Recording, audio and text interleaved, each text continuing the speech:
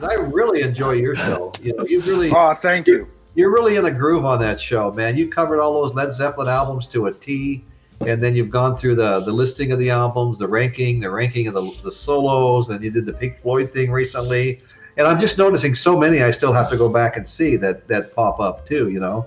And you've got some great stuff out there. Your show is just, and the way he describes, like, subscribe to my show, it's subscribe to the tribe is what it says on the subscribe button. I love that. You know what it is, Royce, is to me, it is a tribe. When I started this channel, what I wanted was a community of like-minded people who love classic rock. I mean, that's generally what I speak about. But you know what? There's also a lot of problems in the music industry today, and it sickens me the way that it has gone. You know, you've got bands over touring and not enough time writing. But you know, it's this whole new business where it started in the 70s. I mean, we've talked about this before. Led Zeppelin did tour incessantly, but they had the sense to get out of the damn rain and write some stuff for 3 or 4 weeks at a time. And when one of them couldn't do it, there was always the other 3 that would stand up and take the job over. You know, bands aren't doing that these days. They're too busy on they've invented a new word, Lou. You'll love this. Leg of a tour. Oh, this leg, right?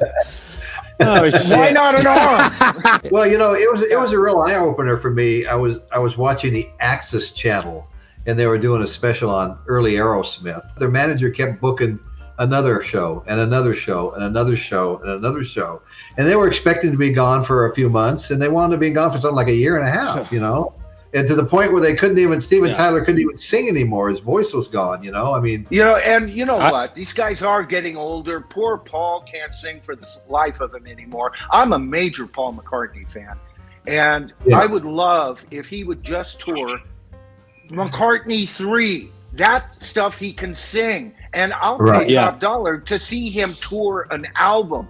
But nobody's touring albums anymore. They're a damn jukebox. And it just, what do you do with that? And, you know, bless Paul. I mean, his new voice is just something, you know, he's aged. And he has to get comfortable with it and quit being a damn jukebox. Get out there. Start playing some smaller theaters. You're a billionaire. You don't need the money. Right? Yeah. He's a billionaire. And tour. And I know a lot of people don't like McCartney 3. They think it's insipid, whatever. But I actually gave it when I first heard it, I told my wife, oh, God, the guy's done for. And then I listened to it about a month and a half later.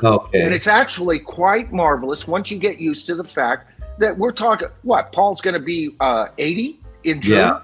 Right? Yeah. So 80 years old, man. That's great. But this touring, you know, he was one of the first guys to get corporate sponsorship. And, you know, I'm so against that. Get the corporations out of rock and roll. It's time to toast them all. I've got a lot of thoughts on the whole thing. But I'm going to say something probably even as much or more unpopular. So here's how I feel. I'm sitting here biting my... I recently saw some clips from the Stones' latest tour, which people are paying top dollar for. And before everyone throws tomatoes at me, but here's what I saw. Here's what I witnessed on visually. First off, I saw Mick doing his best to be the Mick that partially he was before with his energy. Yes, he was still amazing, but it wasn't Mick Jagger from the day, you know. But still, he was the best part of it. I saw Keith Richards and Ron Wood turning their back to the audience the majority of the time. Keith wasn't even strumming the guitar.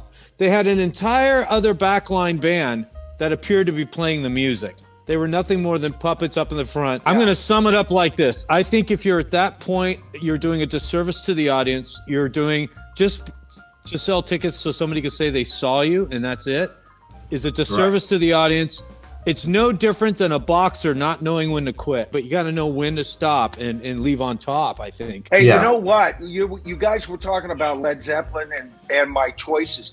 Part of that list, you know, there's at least 10 songs or 10 solos that should have been on that list. But what I wanted to do with that, Lou, was to accommodate his different approaches and styles. That's why you've got one where he's playing slide guitar on his Dan electro guitar. That's why you've got him finger picking on another. He's playing hard ass rock, blues, smokehouse. You've heard me use that term before. Oh yeah. So and I do disagree with you, Lou. I think that I knew you would. I think that No Quarter is one of the finest jazz solos ever put out. George Benson was eating his heart out when he heard that. But here's the thing, John Paul Jones sets the whole damn thing up. He peppers those notes with his peppering just before Jimmy enters for his solo. And then those same notes that are just barely peppered, he plays along with another trillion notes all at once. What a wonderful solo, man. What a great solo. But Lou, you know what? I appreciate where you're coming from, man. Not everybody is going to like every solo approach from every song. Oh. And I tell my viewers, I just open my mouth and insert my foot. You get people, I was going to flatter you, but to say, you get people to talk about Led Zeppelin is never a bad thing. No. To me, that's the bottom line. You got people talking about it. Same thing about the Beatles. You know, if anybody knows anything about my channel, what I've done is I've created a fictional Mount Rock Olympus. And in Zeus's space is the Beatles. Poseidon has to be Led Zeppelin. And then Pink Floyd is my favorite band for what they've accomplished, right? Right. And so I got them over in Hades' corner, and everybody says, no, it's Led Zeppelin that needs to be in Hades' corner. And I'm going, no, you don't understand. Insanity, Sid Barrett, that's Hades, baby. Oh. True art always has staying power. And that's my point with these albums. With Led Zeppelin, they put out 8 studio albums while the band was still alive. Yeah. One post after Bonzo died. And for a post album where they could only go and get stuff they didn't use, that's a damn great album. But those last 2 albums are excellent albums. But the 7 prior to that should be hanging in the freaking Louvre, as far as I'm concerned. Those are works of art.